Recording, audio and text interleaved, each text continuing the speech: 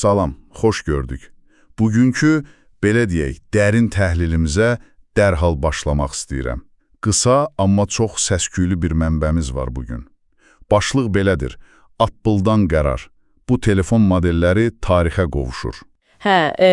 Bu doğrudan da son günlərin ən diqqət çəkən mövzularından biridir. Yaxşı, gəlin bunu aydınlaşdıraq. Yəni, əgər bir cihaz fiziki olaraq hələ də işləyirsə, niyə kimsə mərkəzdən bir qərar verir və o telefon rəsmən keçmiş elan edilir? Çox vacib məqamdır. Bilirsiniz, biz adətən düşünürük ki, bir əşya sadəcə xarab olduğu üçün atılmalıdır, düzdür? Yəni ekranı qırılar, bataryası ölər, nə bilim. Tamamilə. Ancaq texnologiya ekosistemində bu məsələ mexaniki aşınmadan çox riyazi bir limitlə bağlıdır. Mənbədə qeyd olunan o rəsmi qərar əslində aparat təminatı ilə... Yəni telefonun özü ilə. Bəli, o fiziki hissə ilə proqram təminatı arasındakı qaçılmaz münaqişənin nəticəsidir. Baxın, gəlin etiraf edək.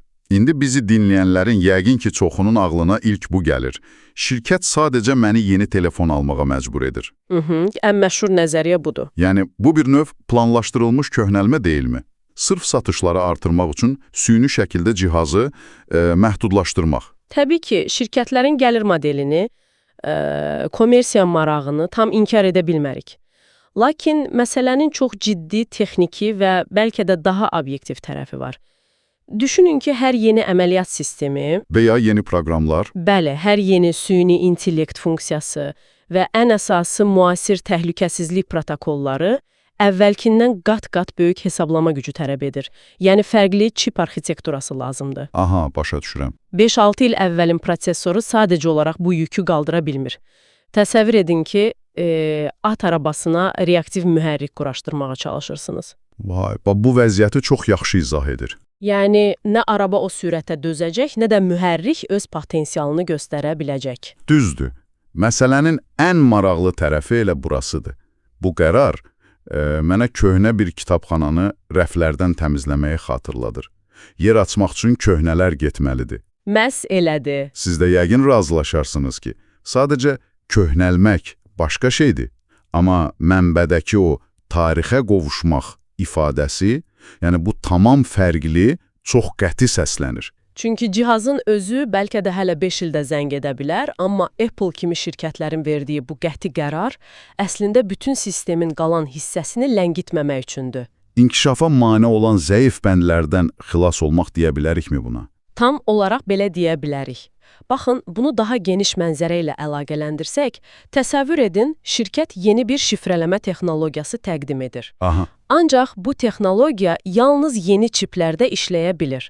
Əgər onlar köhnə modelləri məcburən dəstəkləməyə davam etsələr, onda bütün o inkişaf etmiş tətbiqləri ən zəif cihaza uyğunlaşdırmalı olacaqlar, eləmi? Bəli, bu da bütün innovasiyanı ləngidər axı. Telefon ona görə tarixə qovuşur ki, o, gələcəyin proqram təminatı üçün fiziki bir maneəyə çevrilir. Yəni, sistemin ayağından çəkir. Dəqiq. Və ən kritik məqam təhlükəsizlikdir. Yenilənmələrin dayandığı o tarixə qovuşma günündən sonra o telefonla rəqəmsal dünyada gəzmək, elə bil ki, qapısı kilitsiz bir evdə yaşamaq kimidir. Hər an təhlükəyə açırsınız özünüzün. İnanılmazdır. Deməli, məsələ sadəcə yeni dizayn və ya, nə bilim, daha yaxşı kamera satmaq deyilmiş. Qətiyyən deyil. Ekosistemin təhlükəsizliyini qorumaq və daha sürətli texnologiyalara yer açmaq üçün köhnə aparat təminatları şəbəkədən uzaqlaşdırılmalıdır. Bizim əsas nəticəmiz budur da, düzdür? Bəli, cihaz rəqəmsal olaraq sistemdən qoparılır ki, bütöv bədən, yəni o ümumi proqram ekosistemi sağlam şəkildə böyüməyə davam etsin. Çox aydın oldu. Yaxşı. Bugün mənbəmizi birlikdə incələdik və bəzi modellərin niyə rəsmən arxitektura maneəsinə çevrildiyi üçün keçmişdə qaldığını öyrəndik. İndi isə yekunlaşdırmazdan əvvəl sizi qısa, amma düşündürücü bir fikirlə baş-başa buraxmaq istəyirəm. Buyurun. Bugün biz modellərin tarixə qovuşduğunu deyirik. Bəs hazırda əlinizdə tutduğunuz, bəlkə də elə bu səs qeydinə qulaq asdığınız o telefonun özünün tarixə qovuşmasına görəsə nə qədər vaxt qalıb? Çox maraqlı sualdır. Onun rəqəmsal qapılarının kilitsiz qalmasına və gələcəyi ləngitməyə başlamasına nə vaxt şahid olacağıq? Bunu bir düşünün. Vaxt ayırıb bu qısa və fərdi təhlilimizə qoşulduğunuz üçün hər birinizə təşəkkür edirik. Növbəti görüşlərədək.